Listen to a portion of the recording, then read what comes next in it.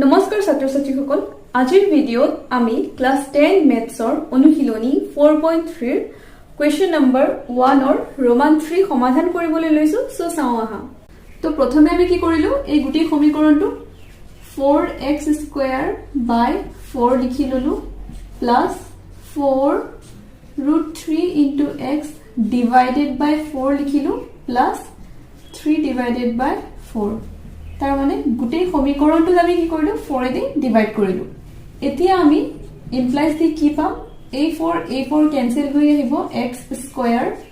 plus আকৌ a4 cancel হৈ আহিব √3 x plus 3/4 is equal to 0 এতিয়া আমাৰ স্টাৰ্ট হ'ব কি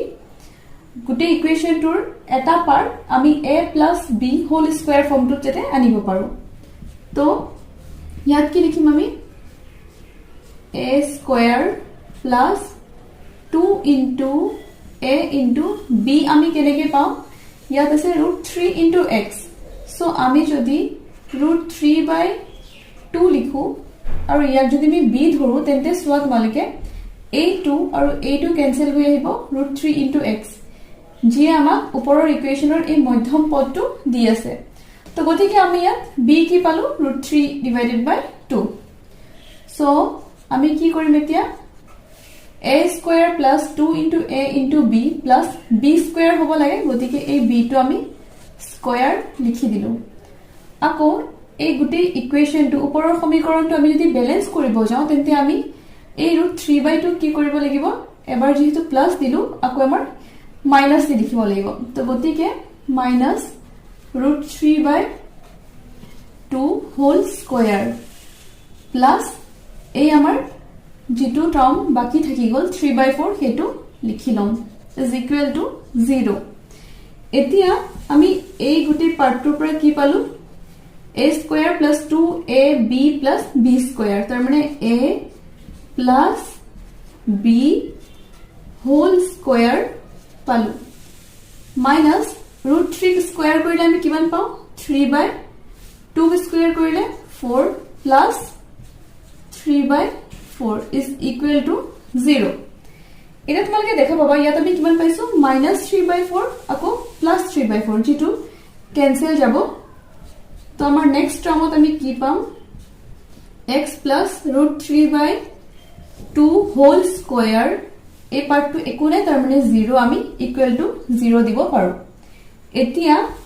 ইয়াত যেহেতু x plus √3/2 হোল স্কয়াৰ তাৰ মানে হোল স্কয়াৰ তাৰ মানে কি দুটা x plus 3/2 ইনটু হৈ আছে তো আমি এনেকে লিখিব পাৰো x plus √3/2 into x plus √3/2 is equal to 0 তো এতিয়া যদি আমি এই এটা x plus √3/2 equal to 0 কৰো তেন্তে আমি x ৰ ভ্যালু কিমান পাম -3/2 তো আমি কি কৰিম এটো x plus √3/2 এবাৰ তো x plus √3/2 আমি এবাৰ ইকুৱেল টু 0 কৰিম হয় x plus √3/2 is equal to 0 তো ইয়াৰ পৰা আমি x ৰ ভ্যালু কিমান পাম -√3/2 নাইবা আকৌ আমি x plus √3/2 equal to 0 কৰিম আকৌ আমি x plus √3/2 equal to 0 কৰিম মানে আমি সেপাৰেটলি কৰিম এবাৰ ইয়াক ইকুৱেল টু 0 এবাৰ ইয়াক ইকুৱেল টু 0 তো আমি যেহেতু এই দুয়োটা টাৰ্ম সমানে পালো তো গতিকে আমি x ৰ ভ্যালু √3/2 এ পাম এই সমীকৰণটোত তো গতিকে আমি লিখি দিম -√3/2 গতে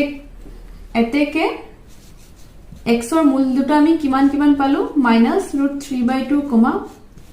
-√3/2